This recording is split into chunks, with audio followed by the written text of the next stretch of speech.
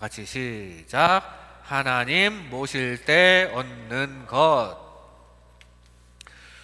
누가복음 15장에는 예수님의 비유 세 가지가 있습니다. 셋 다 잃은 것을 다시 찾는 내용입니다. 잃은 양을 찾은 목자 이야기, 잃은 드라크마를 다시 찾은 여인 이야기, 그리고 가장 많은 지면을 할애하고 있는 잃은 아들을 되찾은 아버지의 이야기입니다. 그중 이 잃은 아들을 되찾은 비유는 일명 탕자의 비유라고도 하는 가장 유명한 비유입니다. 두 아들이 있습니다. 첫째 아들은 모범생이고 둘째 아들은 문제아입니다. 하나만 있으면 몰라도 둘이 또 비교가 되니까 더 그렇죠. 둘째 아들은 아버지 유산을 미리 주세요.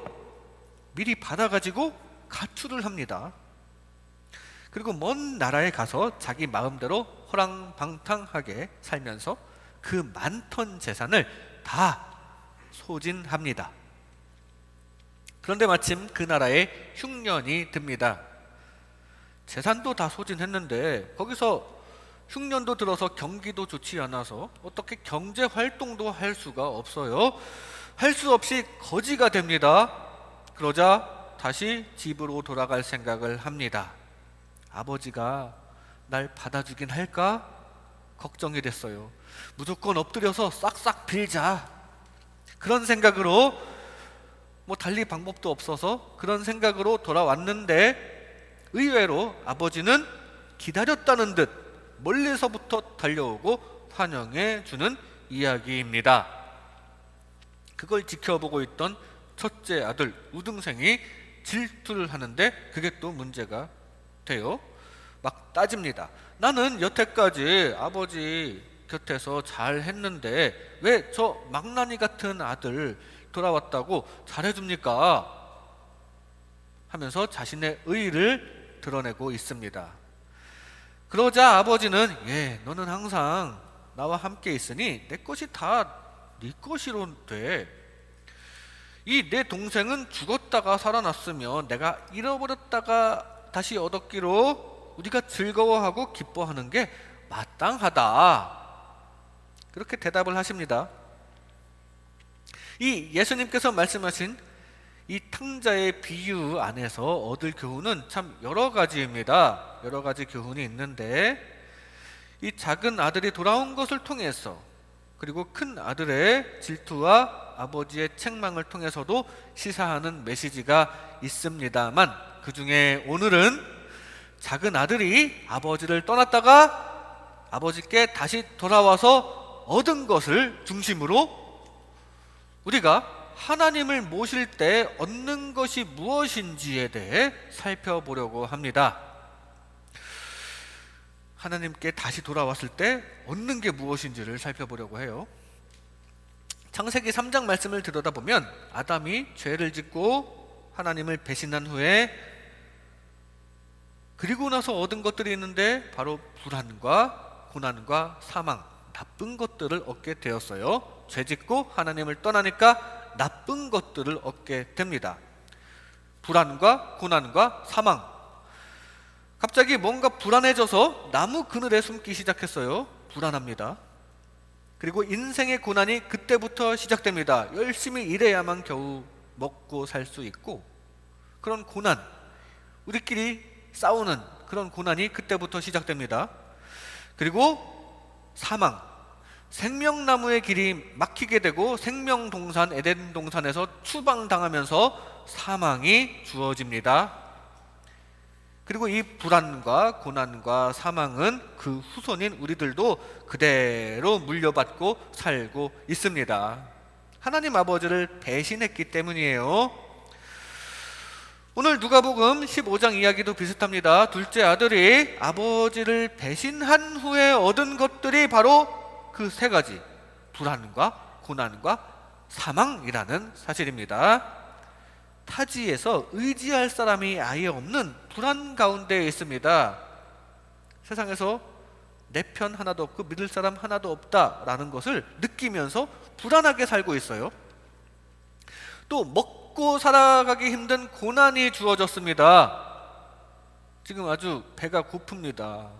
어떻게 할 수가 없어요. 고난이 주어졌어요. 그러다가 굶어 죽게 생겼는데 그렇게 사망의 그림자가 드리워진 겁니다. 사망. 이렇게 불안과 고난과 사망이 엄습해 온 거예요. 그랬던 그가 아버지께 회개하며 돌아와서 얻은 것들이 있는데 바로 평안과 복과 생명입니다. 아까 아버지를 배신했을 때 얻었던 불안과 고난과 사망이랑 정반대의 것들이 주어진 겁니다. 평안과 복과 생명. 그래도 아직은 안정적이고 능력 많으신 아버지만 의지하면 되니까 너무나도 마음이 편합니다. 평안이 주어진 거예요. 그리고 세상엔 믿을 사람 하나도 없지만 영원한 내 편이 되시니까 아버지로 인해서 마음이 편해집니다. 평안을 얻은 거예요.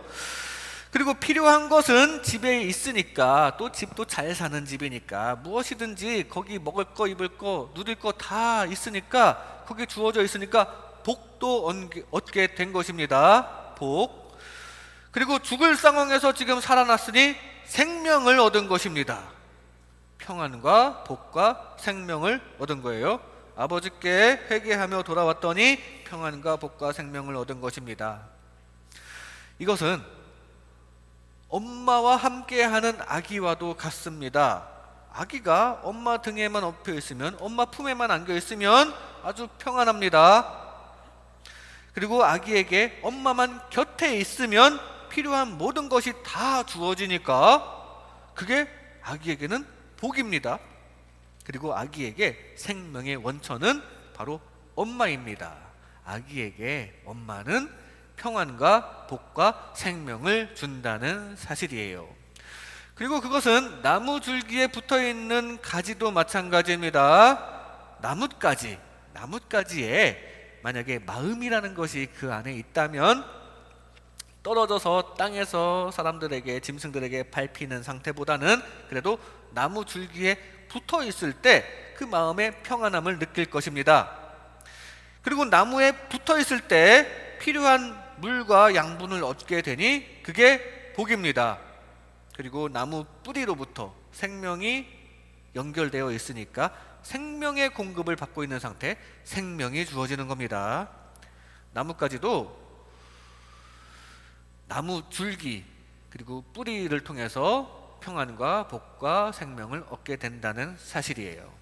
마찬가지로 우리의 뿌리도 하나님입니다. 우리의 뿌리도 하나님이라서 하나님께 꼭 붙어 있으므로 진정한 평안함과 복 그리고 생명을 얻게 되는데 그렇게 되시기를 바랍니다. 하나님을 모심으로써 혼적으로 불안함 대신 평안이 주어져야 하고요. 하나님 모심으로써 육적으로도 고난 대신 복이 주어져야 하고, 그리고 영적으로 사망 대신 생명이 주어지게 되는데 우리 모두 하나님을 제대로 모시는 신앙생활하는 가운데 깊은 평안과 복과 생명만 가득하게 되시기를 주님의 이름으로 축복합니다. 하나님 모실 때 얻는 것, 먼저 불안 대신 평안입니다. 불안 대신 평안, 우리의 혼적인 요소예요. 오늘 본문 20절 말씀에 이에 일어나서 아버지께로 돌아가니라. 아직도 거리가 먼데 아버지가 그를 보고 측은히 여겨 달려가 목을 안고 입을 맞추니. 떠났던 아들이 아버지께 다시 돌아와서 평안을 얻는 장면입니다. 아버지가 멀리에서부터 보고서 달려왔어요. 그리고 끌어안고 목을 안고 입을 맞추고 그러는 가운데 잘못은 일절 추궁하지 않습니다. 너 어디 갔다 왔어? 너 왜 재산만 가지고 도망가냐? 왜 배신했냐? 이런 말 일절 하지 않았다는 사실이에요. 이때 이 아들의 마음은 아주 평안했을 것입니다. 아, 이제 살았구나. 아버지가 나를 혼낼까봐 근심하고 있었는데 그게 아니구나. 아빠는 진짜 내 편이구나 하면서 평안했을 것입니다. 하나님 아버지도 마찬가지입니다. 우리가 진심으로 하나님께 돌아서기만 하면 그동안의 우리의 잘못을 추궁하지 않으세요. 그리고 우리를 평안하게 하시는 분입니다. 이렇게 사람은 자비로우신 하나님 아버지를 의지해야만 평안할 수 있습니다. 우리의 죄를 묻지 않으시고 자비로 용서하세요. 그런 하나님 아버지를 의지하여 진정한 평안을 누리는 저와 여러분 되시기를 바랍니다. 교회에 나오게 된 이유에 대한 설문조사를 보면 많은 대답이 평안을 얻기 위해서 나왔습니다 라는 대답이 많다고 합니다. 사람은 하나님 아버지께 와서 의지해야 진짜로 평안해지는 것입니다. 우리도 주님 앞에 나와 주님께로 돌아와 진정한 평안을 누리시기를 바랍니다. 삭개오가 이걸 처음엔 잘 몰라서 하나님이 아니라 세상에 돈만 의지하고 있었습니다. 돈에서 만족함과 평안을 얻으려고 했습니다. 하지만 돈으로는 해결 안 되는 게 많습니다. 아무리 돈이 많아도 못 고치는 병이 있어요. 의학적으로 못하는 건 못 고칩니다. 불치병을 돈으로 해결할 수가 없어요. 불치병인데 하나님께서 해결해 주시는 경우는 그래도 좀 있습니다. 기적같이 신기하게 살아났다, 이런 얘기는 들어봤어도 불치병에 걸렸는데 돈을 많이 쏟아부어서 살아났다라는 얘기는 못 들어봤습니다. 돈으로 쏟아부어서 살아났으면 이미 불치병이 아닌 거고요. 불치병이라는 것은 아직 있습니다. 돈으로 안 된다는 게 있다는 거예요. 돈으로 해결할 수가 없습니다. 또 돈으로 인간관계 해결하기도 어렵습니다. 돈을 쏟아부어서 그 사람과 겉으로 문제를 해결할 수는 있지만 그건 돈을 보고 움직이는 거지 진정한 인간관계 해결이라고 보기는 어려울 경우가 많습니다. 당시 세리로서 돈을 착취하고 돈을 의지하던 삭개오는 오히려 매국노 같은 존재라는 말까지 들으면서 마음이 편치 않았을 거예요. 그런데 전능하신 하나님을 의지했더니 그냥 평안이 주어진 것입니다. 세상에서는 자기 편 하나도 없는 것 같았는데 하나님이 내 편이 되어주셨고 잘못도 추궁하지 않으시고 진정한 평안을 주시는 겁니다. 그래서 돈도 그렇게 중요한 것만은 아니구나 생각하면서 절반 뚝 잘라서 구제하는 데 쓰고 하나님 안에서 진정한 평안을 얻게 됩니다. 그 평안 저와 여러분도 얻어야 합니다. 하나님 안에서 사람은 진정한 평안을 얻게 됨을 기억하시고 하나님께 돌아와 늘 평안하시기를 바랍니다. 세상 것들이 우리에게 잠시 위안을 주지만 진정하고 영원한 평안과 만족은 오직 자비로우신 하나님을 통해서만 얻을 수 있습니다. 우리의 모든 것을 용서하시고 또 우리의 모든 것을 이해하시사 필요한 것을 채워주시는 주님을 의지하시기를 바랍니다. 어떤 아기가 엄마와 마트 구경을 나왔는데 장난감 코너에서 정신을 팔다가 그만 엄마 손을 놓치고 말았습니다. 엄마가 없어졌어요. 아무리 둘러봐도 안 보여요. 그래서 울고 있길래 어떤 사람이 고객센터에 맡깁니다. 거기서 일단 방송을 하고 아이를 찾습니다. 방송을 하고 아이에게 과자를 쥐어줬어요. 그 과자를 손에 들고 울음을 그치는 듯 하더니 이내 엄마 생각이 나서 다시 웁니다. 장난감을 다시 갖다 줬더니 또 다시 그치는 듯 하더니 또 그게 또 오래 가지 않아요. 또 웁니다. 그때 문을 열고 엄마가 들어왔는데 장난감 이런 거 다 팽개치고 그저 엄마 품에 와락 안기면서 그제서야 방실방실 웃습니다. 그리고 엄마는 아니 엄마 손 안 잡고 어디 갔어? 하면서 타박하지도 않습니다. 그저 꼭 안아주고 불안했던 아이의 마음을 달래줍니다. 아이에게 이 과자나 장난감이 잠시의 위안을 줄 수는 있지만 이내 실증이 납니다. 진정한 만족, 영구적인 만족은 엄마를 통해서 얻는 평안이라는 사실, 그것을 보여주는 장면입니다. 마찬가지입니다. 세상 것들이 우리에게 잠시 위안을 줄 수 있어요. 아이에게 과자와 장난감의 역할을 하듯 세상 것들이 우리에게 잠시 위안을 줄 수는 있지만, 그런 세상 것들 우리가 가지고 있으면 그걸로 인한 만족이 영원합니까? 그런 일은 거의 찾아보기 힘듭니다. 가져도 불만족인 게 세상 것이에요. 그토록 얻고 싶었던 거 가졌습니다. 그 상태로 그 만족감이 평생 이어지지는 않을 겁니다. 계속 우리는 불만족하고 또 다른 것을 추구하고 실증나고. 하지만 진정한 평안과 만족은 자비로우신 우리 하나님 통해서 얻을 수 있다는 사실을 기억하시기 바랍니다. 자기 힘을 의지하여 세상 것 추구하며 살아가고 있지는 않습니까? 거기는 참된 평안과 만족을 얻기가 힘듭니다. 세상 것보다 주님을 생각하면서 살아가시기를 바랍니다.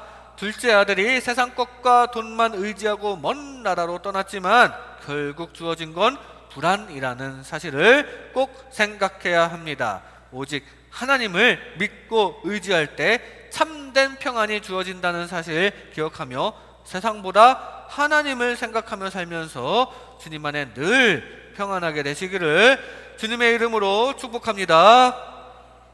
불안 대신 평안입니다. 하나님 모실 때 얻는 것, 다음으로 고난 대신 복입니다. 고난 대신 복, 우리의 육적인 차원이에요. 고난 대신 복. 오늘 본문 22절 23절에 아버지는 종들에게 이르되 제일 좋은 옷을 내어다가 입히고 손에 가락지를 끼우고 발에 신을 신기라. 그리고 살찐 송아지를 끌어다가 잡으라. 우리가 먹고 즐기자.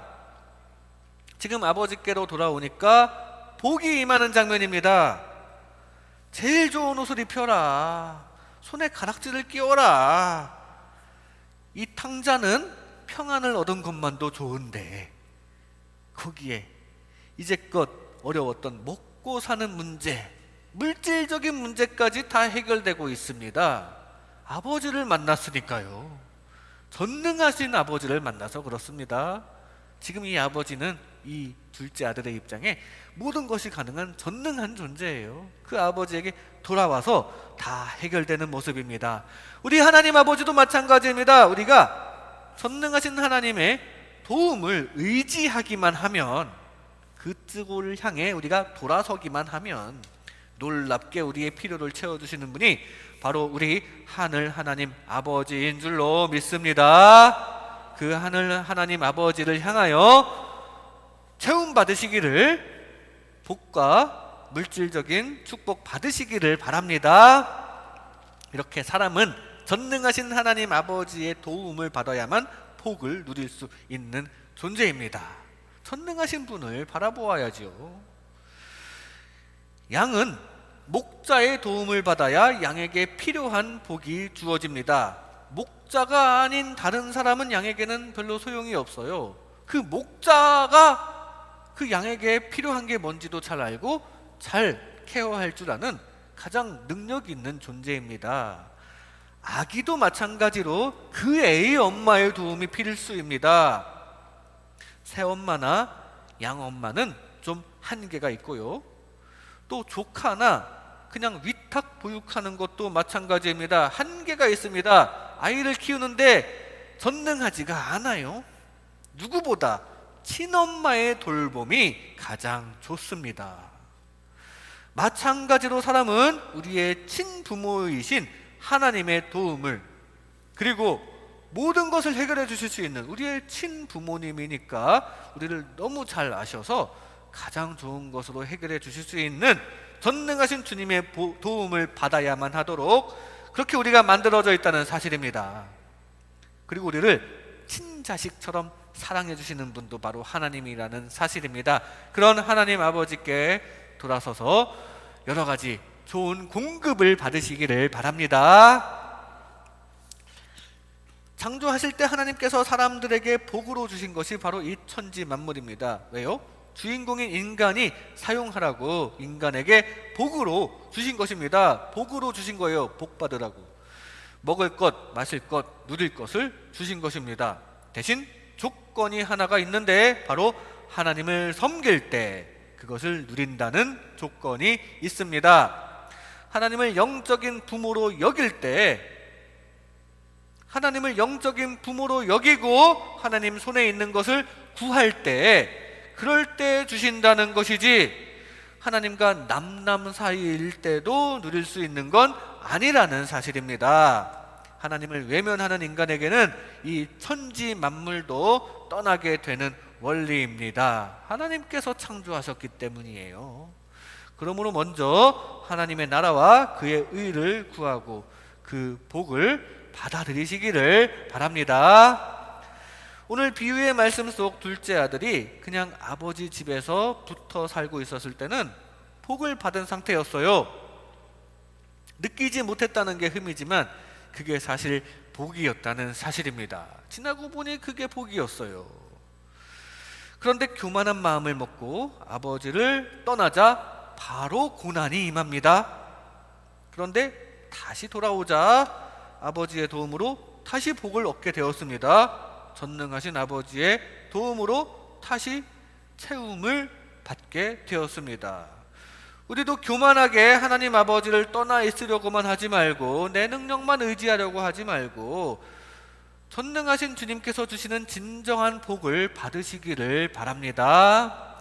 우리 하나님께 구하면서 응답받고 문제 해결받고 그런 삶이 여러분에게 가득하시기를 바랍니다.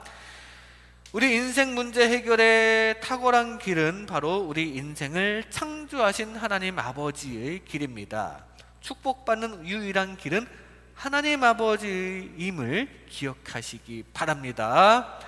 늘 주님께 간구하고 기도하며 전능하고 자비로우신 주님께서 채워주시는 은혜와 복이 가득하게 되시기를 주님의 이름으로 축복합니다. 고난 대신 복입니다. 하나님 모실 때 얻는 것, 마지막으로 사망 대신 생명입니다. 사망 대신 생명을 얻습니다. 영적인 차원이에요. 오늘 본문 24절 말씀에 이 내 아들은 죽었다가 다시 살아났으며 내가 잃었다가 다시 얻었노라 하니 그들이 즐거워하더라. 죽었다가 다시 살아났다고 합니다. 이 아들이 생명을 확보하였다는 말씀입니다. 타지에서 꼼짝없이 굶어 죽을 상황이었는데 아버지께 왔더니 극적인 은혜로 생명이 보장되었다는 말씀입니다. 아버지에게 와서 붙어야만 생명을 유지할 수 있는 상황입니다. 마찬가지로 하나님 아버지도 우리의 생명을 보장하시는 분입니다. 우리의 육적인 생명을 영원히 보장해 주셔서 불사하게 해주시면 참 좋겠지만 영적인 차원으로 영원한 생명을 보장해 주신다는 사실이에요. 그건 분명합니다. 생명의 근원 되시는 하나님께 붙으시기 바랍니다. 그러면 극적인 은혜로 이 영원한 생명이 보장된다는 사실이에요. 우리의 영혼의 생명을 위해서라도 하나님께 꼭 붙어있는 저와 여러분 되시기를 바랍니다. 이렇게 사람은 영원 그 자체이신 하나님 아버지께 붙어 있어야만 생명을 유지할 수 있는 존재입니다. 요한복음 3장 36절 말씀에 아들을 믿는 자에게는 영생이 있고 아들에게 순종하지 아니하는 자는 영생을 보지 못하고 도리어 하나님의 진노가 그 위에 머물러 있느니라 라고 증거합니다. 하늘 아버지 하나님에게 생명이 있다는 말씀입니다. 그리고 그 하늘 아버지 하나님의 아들인 예수님에게 생명길이 있다는 말씀입니다. 그 하나님의 아들 예수님을 믿음으로 붙어 있을 때 우리도 생명을 얻게 된다는 말씀입니다. 생명이신 예수님께 꼭 붙어 있음으로 영원한 생명 얻으시기 바랍니다. 요한복음에 이런 생명에 관한 말씀이 많이 있습니다. 요한복음 15장 5절에 나는 포도나무요 너희는 가지라. 그가 내 안에 내가 그 안에 거하면 사람이 열매를 많이 맺나니 나를 떠나서는 너희가 아무것도 할 수 없음이니라. 생명이신 주님께 붙어 있어야 하는데 포도나무에 붙은 가지처럼 예수님께 딱 붙어 있으시기 바랍니다. 그래서 영원히 공급하시는 주님의 생명 가운데 거하시기 바랍니다. 나뭇가지가 죽는 단계가 있는데 먼저 꺾여집니다. 그리고 줄기에서 떨어져 나와 이 꺾은 사람에 의해 다른 데로 이동이 될 수도 있고 땅에서 굴러다닐 수도 있어요. 그리고 그대로 말라버립니다. 나중에는 불에 태워져서 없어지게 됩니다. 사람이 죽는 단계도 유사합니다. 아담의 죄악으로 인해서 우리는 기본적으로 하나님께로부터 분리된 채로 출발하고 있어요. 우리 분리된 상태입니다. 떨어져 나온 나뭇가지가 서서히 마르듯이 우리도 늙어가면서 서서히 죽게 됩니다. 그리고 지옥불에 태워지는 단계입니다. 그게 완전한 죽음입니다. 그런데 나뭇가지가 사는 길이 있어요. 떨어졌지만 그게 이제 다 말라 비틀어지기 전에 다시 접붙임을 받으면 됩니다. 바싹 말라 태워지기 전에 접붙임을 받아야 합니다. 사람이 사는 길도 마찬가지예요. 늙기 전에 예수님을 만나 영접하면 됩니다. 그렇게 포도나무 대신 예수님께 접붙임을 받아야 우리는 살 수 있다는 얘기입니다. 우리의 영혼이 살 수 있다는 얘기입니다. 반드시 생명이신 주님께 붙어서 영원히 주님과 함께 해야만 합니다. 그렇게 주님과 영원히 동행하시기 바랍니다. 세상에 붙어 있고 있을 때가 많습니까? 그냥 땅에 떨어져 말라가는 가지처럼 세상이라는 땅에 편하게 누워만 있는 것이 좋습니까? 우리는 하나님께 붙어 있어야 진정한 영혼의 생명을 유지할 수 있습니다. 하나님이 세상을 이처럼 사랑하사 독생자를 주셨으니 이는 그를 믿는 자마다 멸망하지 않고 영생을 얻게 하려 하심이라. 영생을 얻게 하시려고 그렇게 하셨어요. 그 주님의 의도대로, 영생을 얻게 하려 하신 주님의 의도대로 우리도 예수님의 십자가 대속을 믿고 영접하여 예수님 포도나무에 접붙임 반드시 받으시기 바랍니다. 그리고 접붙임 받으신 거 다시 떨어지지 않으시기 바랍니다. 영원하신 하나님과 영원히 동행하는 주님의 자녀 되시기를 주님의 이름으로 축복합니다. 이 시간 하나님 모실 때 얻는 것, 하나님 모실 때 얻는 것이라는 제목으로 하나님의 은혜를 나눴습니다. 하나님 모실 때 불안 대신 평안을 얻습니다. 자비로우신 하나님을 믿고 의지하여 참된 평안을 얻으시기 바랍니다. 하나님 모실 때 고난 대신 복을 얻습니다. 우리 인생을 창조하신 전능하신 하나님 아버지께서 채워주시는 은혜와 복을 얻으시기 바랍니다. 하나님 모실 때 사망 대신 생명을 얻습니다. 생명의 근원이신 주님께 붙어 영원히 주님과 동행하시기를 바랍니다. 기도하겠습니다. 하나님 아버지,